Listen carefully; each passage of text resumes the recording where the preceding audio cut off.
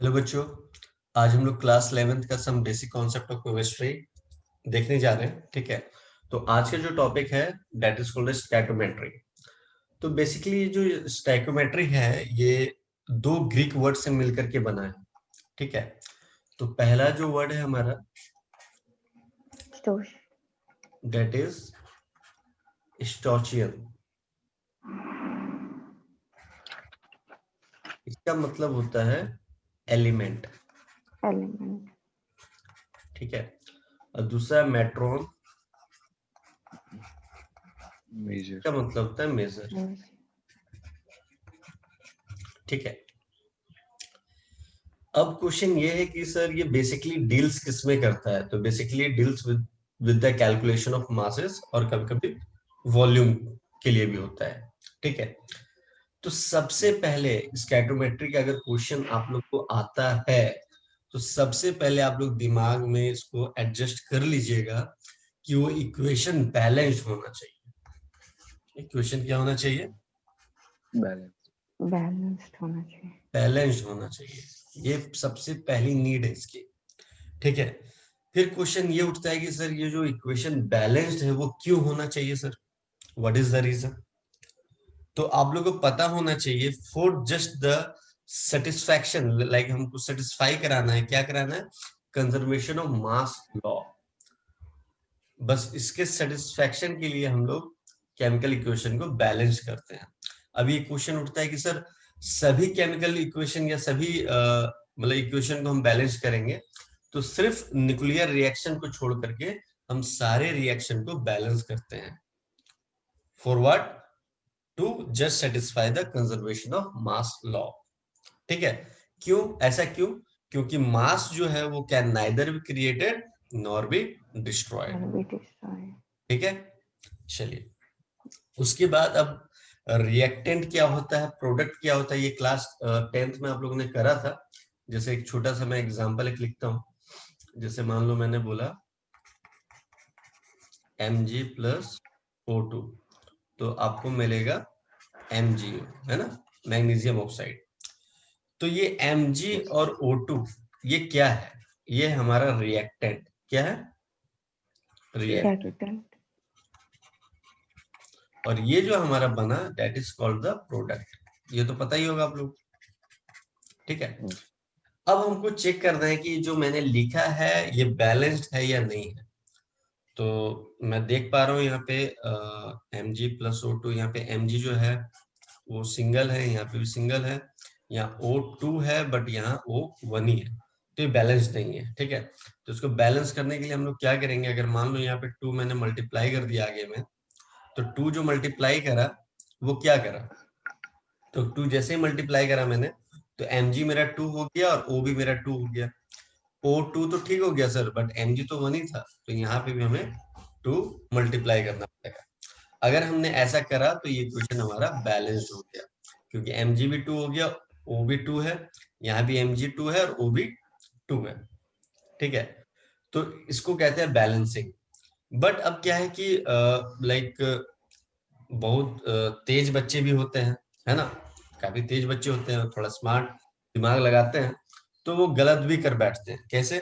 जैसे for an example मैंने आपको एक क्वेश्चन दिया H2 प्लस O2, इसको मैंने बोला H2 प्लस O2 क्या बनाएगा, H2O बनाएगा, है ना। तो अब मैंने बोला इसको बैलेंस कर दो, तो बच्चा लोग कहता है अच्छा सर यहाँ पे H2 है, यहाँ पे O2 है, यहाँ H2 है तो सर O को भी 2 कर दो। अगर हमने ऐसा करा तो यहाँ पे क्या दिक्कत आने वाली है, क्या दिक्कत आने वाली है, यहाँ पे मॉलिक्यूलर फॉर्मूला ही तो चेंज हो गया। हमें तो H2O चाहिए था ना, बट यहाँ पे क्या मिलने लगा, H2O2। तो मॉलिक्यूलर फॉर्मूला चेंज हो गया यहाँ पे। तो don't change the molecular formula, आपको मॉलिक्यूलर फॉर्मूला चेंज नहीं करना है। ठीक है, तो सर चेंज नहीं करना है तो क्या करना है, तो आपको बैलेंस करना है एटम को। ठीक है, तो जब हमको बैलेंस करना है तो हम क्या करेंगे, यहाँ पे बताता हूँ मैं आपको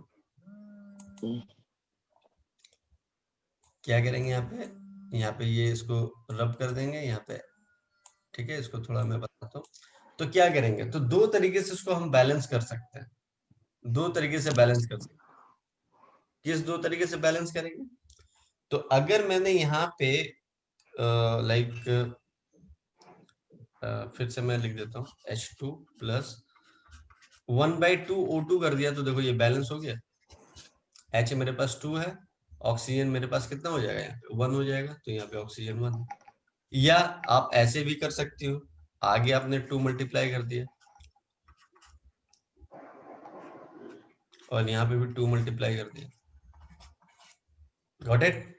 आप ऐसे भी कर सकते हो या ऐसे भी कर सकते हो, कोई फर्क नहीं, क्योंकि दोनों में मॉलिक्यूलर फॉर्मूला चेंज नहीं हो रहा है। ठीक है, क्लियर है? Yes yes sir. तो स्कैटोमेट्री का क्वेश्चन करने से पहले सबसे पहले आपको इक्वेशन को बैलेंस करना पड़ेगा, ये रूल है। ठीक है, चलिए उसके बाद स्कैटोमेट्रिक कोफिशिएंट होता क्या है, तो चलिए बताता हूं मैं। ये क्लियर है ना? रब कर दूं इसको? Yes sir.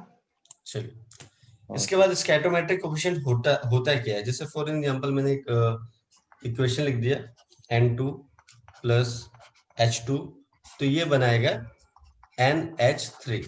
तो अब मैंने बोला इसको थोड़ा बैलेंस कर दो, तो बैलेंस करने का मतलब, अब बैलेंस इसको कैसे करेंगे सर? यहाँ पे 2 लगा दो, 2 2 लगाने से क्या होगा, N2 हो गया, H6 हो गया, तो यहाँ पे H2 ही है, तो सर 3 यहाँ 3 लगाना पड़ेगा, है ना?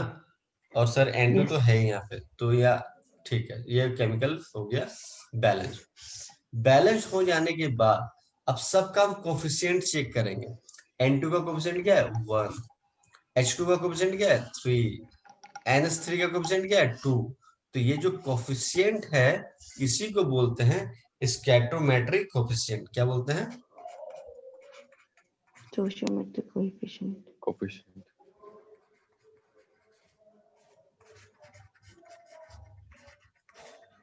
Got it? क्लियर है? ठीक है, यस सर। तो ये था स्कैटोमेट्रिक कोफिशिएंट का इंट्रोडक्शन। और इंट्रोडक्शन देने के बाद रुक जाओ, एक और चीज मैं आप लोग को बता देना चाहता हूँ। जैसे आप लोग जैसे कि क्वेश्चन देख देते हो, CH4 plus 2O2 CO2 plus 2H2, सारा गैस ही है। ठीक है, मैं लिख नहीं रहा हूँ, नाम से देखने से ही पता चल रहा है। ठीक है, तो मैं ये कहना चाह रहा हूँ कि सबसे पहले चेक कर लो ये बैलेंस है या नहीं है। कार्बन 1 है, यहाँ पे 1 है, ऑक्सीजन 4 है, यहाँ पे भी ऑक्सीजन 2 या 2 4 हो गया, हाइड्रोजन भी यहाँ पे 4 है, यहाँ पे 4 है। ठीक है, तो मतलब ये जो इक्वेशन है ये बैलेंस्ड है। ठीक है, चलो इसके बाद हम लोग आगे करते हैं। ये बैलेंस हो गया, तो इसको अब रीड आउट कैसे करेंगे। तो सबका कोफिशिएंट को देखो, इसका कोफिशिएंट क्या है, 1, इसका कोफिशिएंट क्या है, 2, इसका कोफिशिएंट क्या है, ये तो 1, इसका कोफिशिएंट क्या है, 2। तो इसको रीड आउट कैसे करेंगे? 1 mole of CH4 reacts with 1 mole of CH4 reacts with, क्या बोलेंगे, हाँ, 2 moles of O2, 2 moles of O2 to give the 1 mole of CO2 and 2 moles of H2।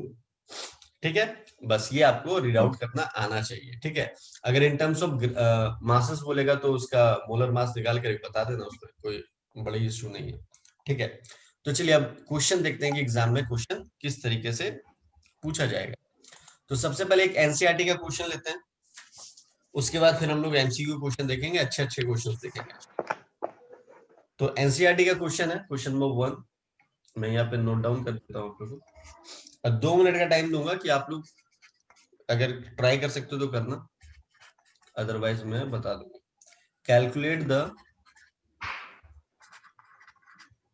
Mass of SO3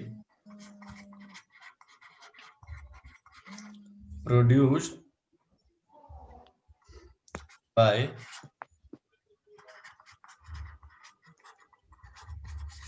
starting with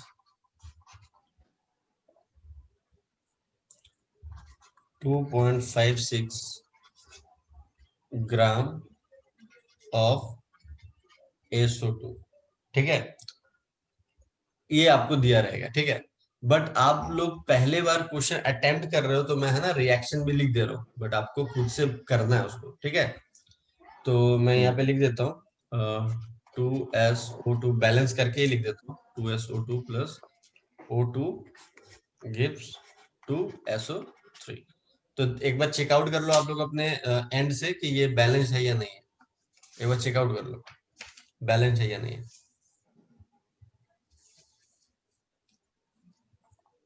balance है? No sir. Balance नहीं है? हाँ sir balanced है। हाँ हाँ बैलेंस्ड है हाँ बैलेंस। Yes sir.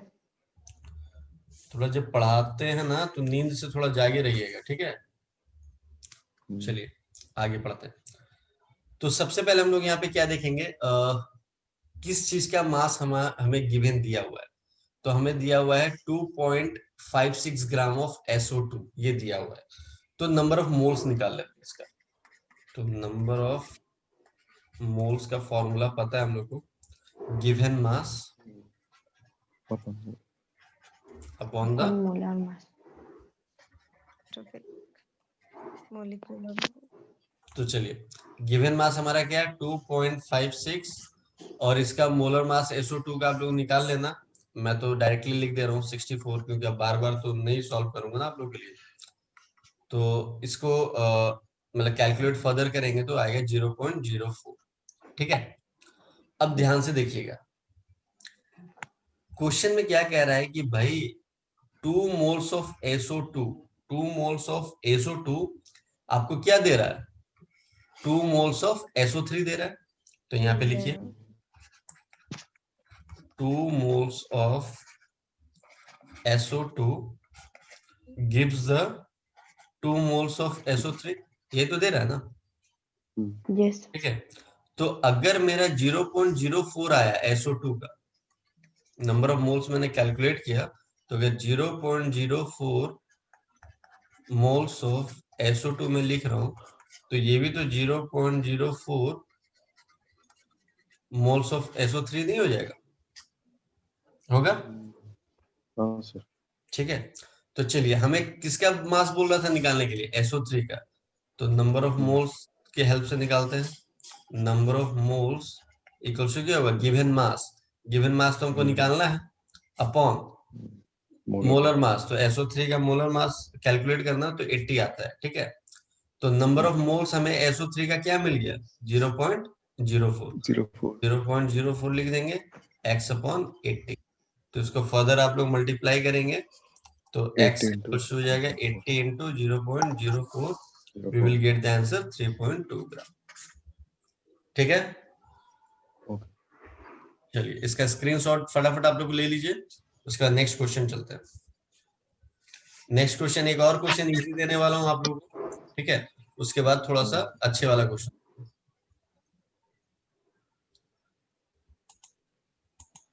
चलिए फर्स्ट हमारा क्वेश्चन लिख देता हूं मैं। If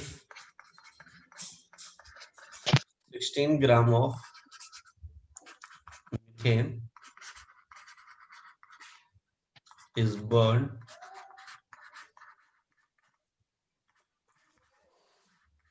find mass of CO2 produced, ठीक है।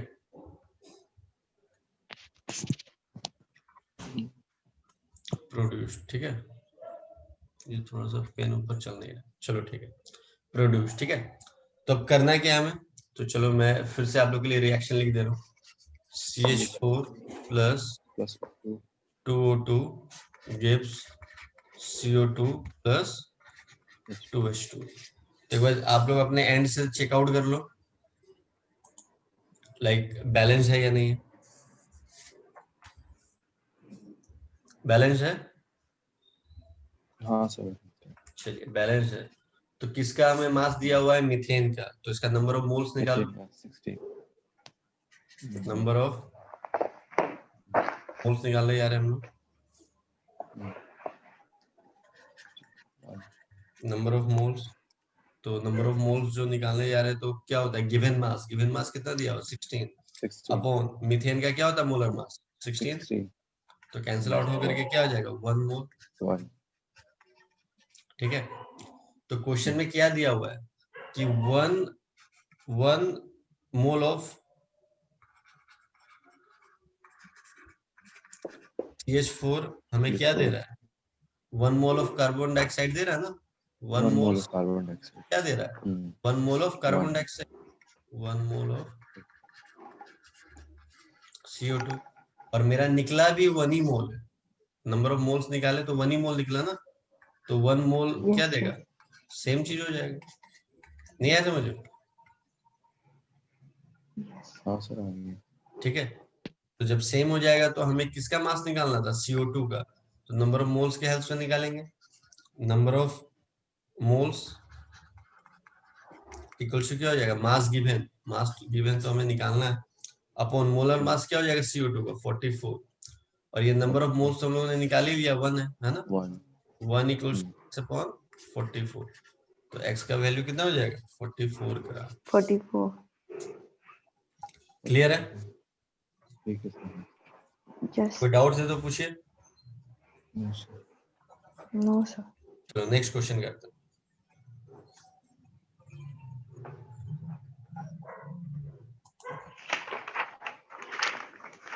नेक्स्ट क्वेश्चन है, इफ ये नहीं,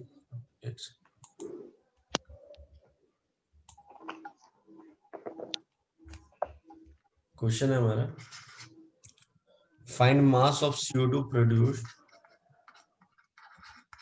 find mass of CO2 produced when 5.8 gram of butane is burned।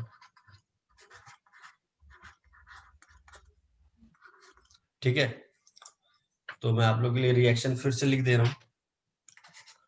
2C4H10 plus 13O2 gives 8CO2 plus 10H2।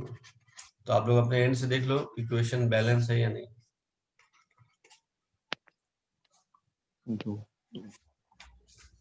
Balance है?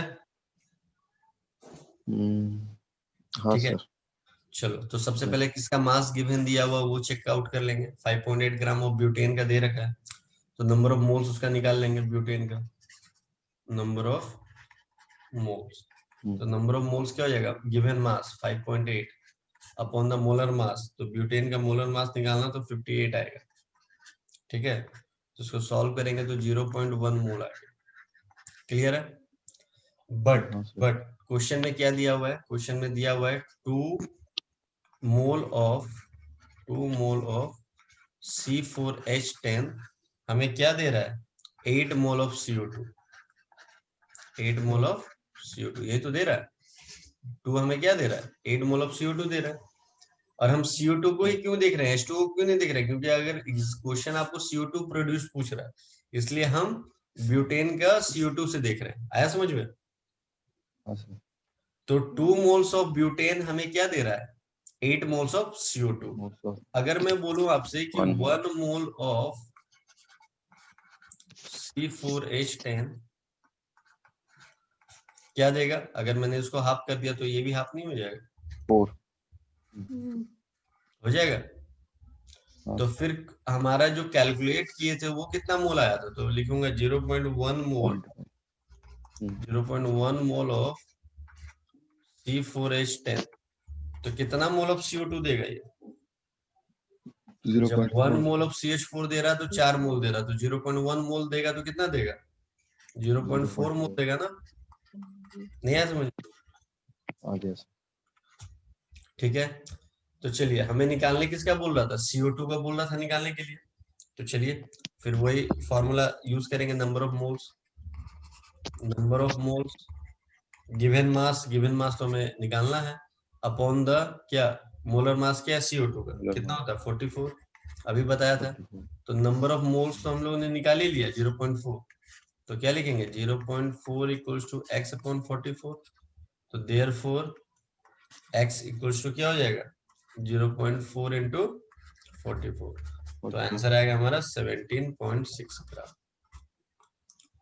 ठीक है, कोई दिक्कत हाँ सर, नहीं सर। नहीं। अब एक क्वेश्चन आप लोग को मैं दे रहा हूँ, ठीक है, काफी इजी क्वेश्चन है, जिसको बना करके आप लोग कमेंट बॉक्स में कमेंट कीजिएगा। ठीक है, उसके बाद इसके एमसीक्यू क्वेश्चन मैंने आप लोग के लिए तैयार कर दिए हैं। ठीक है, तो उसको मैं सेंड कर दूंगा, बाकी आप लोग मुझे बना करके सेंड कर दीजिएगा।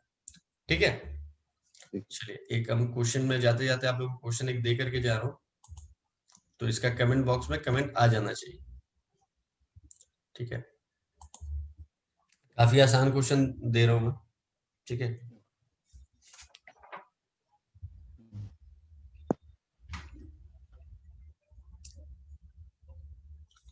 क्वेश्चन है आपका जो क्वेश्चन अभी मैंने आप लोग को करवाया है ना, सेम क्वेश्चन है, बट CO2 प्रोड्यूस बोला था, इस बार O2 प्रोड्यूस बोलेगा। सेम क्वेश्चन जो अभी मैंने करवाया है, डेटा सारा सेम होगा, मैं लिख दे रहा हूँ। Find mass of O2 required when 5.8 gram of butane is burned। ठीक है, 2C4 एक सेकंड,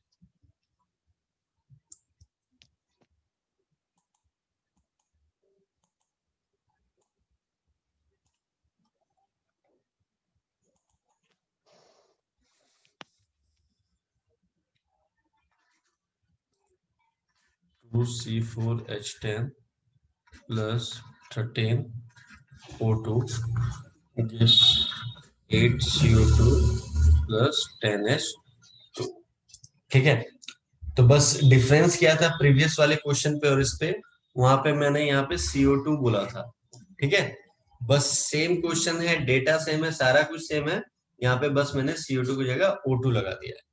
और इसका जो आंसर होगा वो आप लोग हमें कमेंट बॉक्स में कमेंट कीजिएगा। ठीक है, आई होप आप लोग से बन जाना चाहिए। काफी अच्छे तरीके से मैंने इस चीज को बताया है और स्टेप बाय स्टेप बताया है। कोई डाउट्स, कोई दिक्कत होगा, आप हमें कमेंट करके या आप जैसा भी हो व्हाट्सएप करके या जैसा भी हो आप हमें बता सकते हो। Till then bye bye.